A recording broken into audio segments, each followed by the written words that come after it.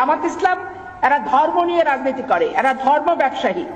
আমি আজ জামাত ইসলামের সাথে যেগুলো ডিবেট করতে চাই, কত বড় তাদের আলেমরা রয়েছে, কোরআনের এবং হাদিসের কোন ব্যাখ্যায় রয়েছে।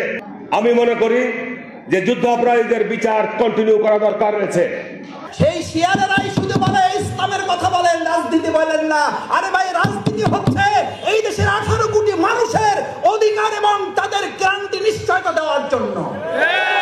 জামাত ইসলামী ধর্ম ব্যবসা করে, আর আমরা নির্বাচনে আসলে শুনি লা ইলাহা ইল্লাল্লাহ নৌকার মালিক। এই পর্যন্ত শেষ। দানের শেষে বিসমিল্লাহ। ধর্ম ব্যবসা জামাত করে না সবাই মিলে করে? জামাত ইসলামী সারা বছর ইসলামের কথা বলে, সারা জীবন ইসলামের কথা বলে, আর আপনারাই শুধু নির্বাচনের কথা আসছে ইসলামের কথা বলেন। প্রকৃত ধর্ম ব্যবসায়ী কারা? দেশের মানুষটা ভালো করে আমাদের মানুষের তৈরি করা তন্ত্র মন্ত্র লোকেরা, ইসলামপন্থী আলেমগণ যখন চাঁদাবাদের বিরুদ্ধে কথা বলে, একদল খাইছে আর একদল রেডি হয়ে গেছে, তখন ওই কপাল পরা জামালার মতো লোকেরা চটকানো দিতে চান। মনে রাখবেন, খলিফার কাজ ভেঙে চুরে দস্তক করে নতুন একটা বাংলাদেশ বিনির্মাণ আমরা করবই।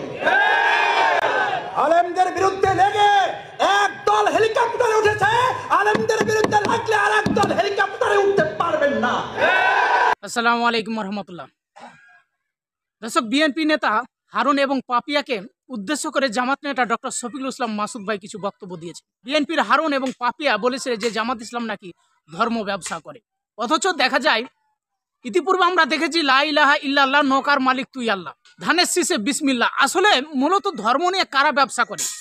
যারা সারা বছর কোনো ধার্মিক নাই, কোনো ধর্মের প্রচার নাই, ইসলামের কোনো বিধান মানে না, আবার নির্বাচন আসলে মাথায় টুপি পাঞ্জাবি দিয়ে লা ইলাহা ইল্লাল্লাহ নৌকার মালিক তুই আল্লাহ আর ধানের শীষে বিসমিল্লাহ এমন কথা বলে, তারাই তো মূলত বড় ধর্ম ব্যবসায়ী।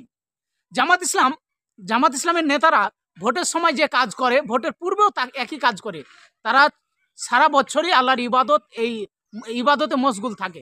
তারা নির্বাচনে আসলে যে কিছু মানে অতিরিক্ত ইবাদত করে এমনটা কোনো প্রমাণ নাই, কিন্তু তারাই দেখা গেছে এই ইসলামকে নিয়ে ব্যবসা করে। মোট কথা ধর্ম ব্যবসায়ী তারাই। তো এই হারুন সাহেবকে এবং বিএনপি নেত্রী পাপিয়াকে উদ্দেশ্য করে জামাত নেতা ডক্টর শফিকুল ইসলাম মাসুদ ভাই একটি গুরুত্বপূর্ণ বক্তব্য দিয়েছে। আসুন আমরা সেই বক্তব্যটি শুনে আসি। সেই শিয়ারেরাই শুধু বলে ইসলামের কথা বলেন, রাজনীতি বলেন না। আরে ভাই, রাজনীতি হচ্ছে এই দেশের 18 কোটি মানুষের অধিকার এবং তাদের গ্যারান্টি নিশ্চয়তা দেওয়ার জন্য। আপনি যে রাজনীতি করেন আপনি করেন, ইসলামের বিরুদ্ধে লাগতে আসেন না। জামাত ইসলামী ধর্ম ব্যবসা করে, আর আমরা নির্বাচনে আসলে শুনি লা ইলাহা ইল্লাল্লাহ নৌকার মালিক। এই পর্যন্ত শেষ। এই পর্যন্ত শেষ। দানের শেষে বিসমিল্লাহ। ধর্ম ব্যবসা জামাত করে না সবাই মিলে করে? জামাত ইসলামী সারা বছর ইসলামের কথা বলে, সারা জীবন ইসলামের কথা বলে, আর আপনারাই শুধু নির্বাচনের কথা আসছে ইসলামের কথা বলেন। প্রকৃত ধর্ম ব্যবসায়ী কারা? দেশের মানুষটা ভালো করে জানে। বিসমিল্লাহির রহমানির রহিম। কুনু মা'আস সাদিকিন। আল্লাহ নির্দেশ, নামাজের মতো, রোজার মতো নির্দেশ।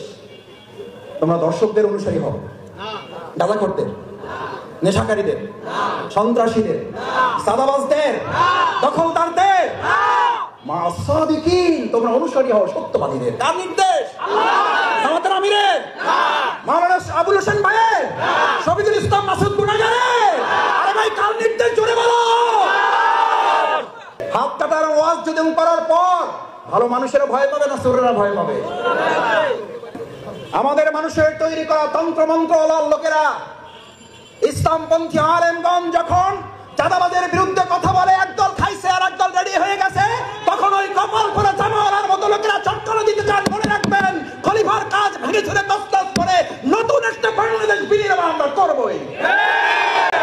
আলেমদের বিরুদ্ধে লেগে একদল হেলিকপ্টারে উঠেছে, আলেমদের বিরুদ্ধে লাগলে আর একদল হেলিকপ্টারে উঠতে পারবেন না। আল্লাহ তাআলা আলেমদেরও দেখেন, জালিমদেরও দেখেন। আল্লাহ তাআলা আলিমদের সাহায্য করেন আর জালিমদেরকে সাহায্য করেন। সুতরাং আলেমদের বিরুদ্ধে অবস্থান নিয়ে কেউ জালিমের কাতারে যাওয়ার চেষ্টা করবেন না। পরিণতি কারো ভালো হবে না। সে যদি শফিকুল ইসলাম মাসুদ হয়, শফিকুল ইসলাম মাসুদের পরিণতি তার চেয়ে ভয়াবহ। কারণ আলেমেরা কথা বলে জনগণের কল্যাণের জন্য, ইসলামের জন্য। আলেমদের সম্মান করতে শিখুন, নামকে বিকৃত করা থেকে বিরত থাকুন। ফ্যাসিস্টদের এক টাকলা মুরাদ মনে করিয়ে দিচ্ছি, শুধু এই মাওলানা ডক্টর আজহারি হাফেজাহুল্লাহ বলেছিল ওই যে কি একটা বলে ঠিক না বা ঠিক, এই কথা বলার দুই একদিনের মাথায় ওর মন্ত্রিত্ব চলে গিয়ে অপমান লাঞ্ছনার কাজ করে আল্লাহকে দাঁড় করিয়েছিলেন। আজ যারা আজহারি কিংবা ফাজারি বলেন, আপনাদেরকেও লাঞ্ছনা এবং অপমানের শেষ ঠিকানায় পৌঁছে দিতে ওই আল্লাহর সময় দরকার হবে না। আমরা জানি না আপনারা এগুলো বুঝে না নাকি না বুঝে নাকি শয়তানের পাল্লায় পড়ে বলেন। মাওলানা ডক্টর আজহারি এই বাংলাদেশে কোন দলের সম্পদ নয়, শুধু মুসলিম উম্মার সম্পদ নয়, উনি গোটা পৃথিবীর মানব জাতির সম্পদ।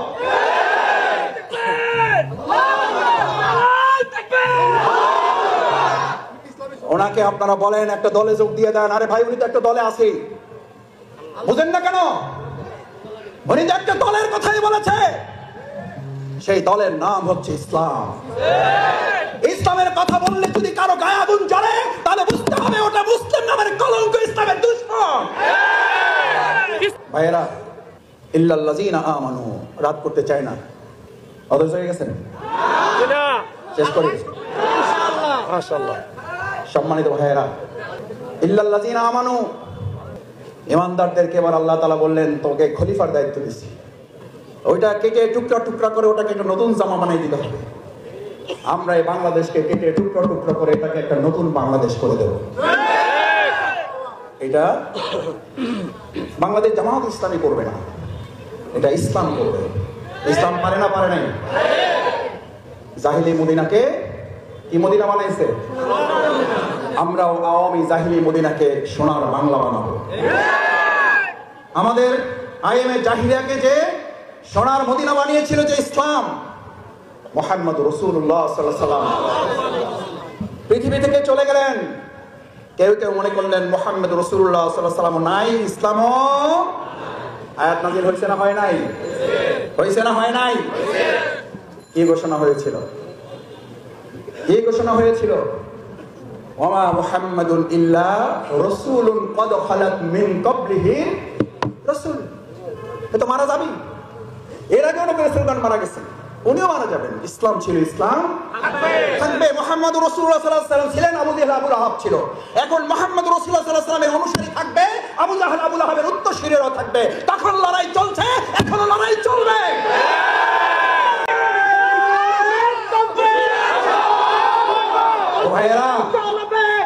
ও ভাইয়েরা, শফিকুল ইসলাম মাসুদদেরকে এখন ফতোয়া দেওয়া হয়। রাসূল সাল্লাল্লাহু আলাইহি ওয়াসাল্লাম বলেছেন ফিতনার জমানাটা এরকম, আলেমদের অন্তর থেকে এর তুলে নেওয়া হবে না, আলেমদেরকে উঠিয়ে নেওয়া হবে কিয়ামতের আগে। তখন লোকেরা ইত্তাখাযান নাস, মানুষেরা গ্রহণ করবে এলেমবিহীন লোকদেরকে, নেতা হিসেবে মানবে মূর্খদেরকে, এবং শুধু মূর্খদেরকে নেতা হিসেবে গ্রহণ করবে তাই বলা হয় নাই। রাসূল সাল্লাল্লাহু আলাইহি ওয়াসাল্লাম বললেন কোনো জ্ঞান নাই, তারাও এখন ফতোয়া দিয়ে দিবে। আমরা উত্তরবঙ্গে এক এলাকার ফতোয়াবাজ দেখেছি, একজন মুফতির আগমন ঘটেছে দেখেছি। আমরা পরিষ্কার বলছি এটা কিয়ামতের লক্ষণ। আপনি যখন ইসলামের ফতোয়া দেন, ইসলামের কোন জ্ঞানের ধারে কাছে না থেকে, তখন জাতিকে ফাদাল্লু আদাল্লু, তারা নিজেরা বিভ্রান্ত, জাতিকে তারা বিভ্রান্ত করে। রাসূলের বাণী, এটা জামাতের কথা বলছি, এটা ডক্টর শফিকুর রহমান ভাইয়ের কোন বক্তব্য আপনাকে শোনাচ্ছি না। ফাদাল্লু আদাল্লু, মুসলিম শরীফের হাদিস। ওরা নিজেরা মূর্খ, ওরা নিজেরা বিভ্রান্ত, এবং গোটা জাতিকে তারা কি করতে চাইবে? করতেছে না? করতেছে না? রাসূল সাল্লাল্লাহু আলাইহি ওয়াসাল্লাম হাদিস তো ঠিক হওয়ারই কথা, নিশ্চয়ই অবশ্যই।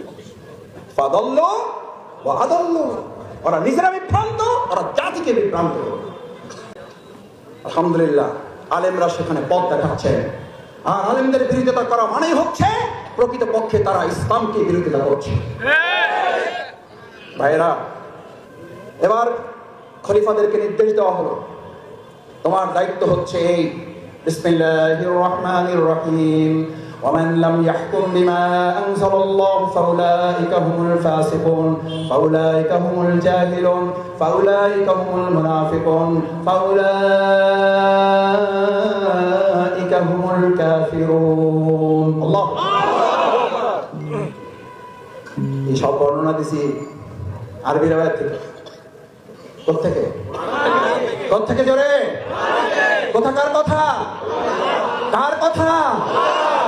ওমান লাম ইয়াহকুম বিমা আনজালাল্লাহ, আল্লাহ যা নাজিল করেছেন, সে যদি নামাজ পড়ে, সে যদি রোজা রাখে, সে যদি তাহাজ্জুদ গুজার হয়, সে যদি দাড়িওয়ালা টুপিওয়ালা হয়, আল্লাহ তাআলা বলছেন ওমান লাম ইয়াহকুম বিমা আনজালাল্লাহ, আমি আল্লাহ যা নাজিল করেছি এটা দিয়ে তারা বিচার ফায়সালা করে না। ও ভাইয়েরা, জিজ্ঞেস করি, একটা দলের মহাসচিব যদি বলেন আমরা শরিয়া মানি না, ইসলামী শরিয়ার ভিত্তিতে দেশ পরিচালনা আমরা বিশ্বাস করি না, ওই দলের ভিত্তিতে যদি কেউ সমর্থন প্রয়োগ করে আর সে সারা দিন রাত নামাজ পড়ে, তার ইবাদত কি কবুল হবে? এটা শফিকুল ইসলাম মাসুদের ফতোয়া না, এটা আপনাদের এলাকার মসজিদের ইমামের ফতোয়া না, এই ফতোয়া দিচ্ছেন কে? আল্লাহ।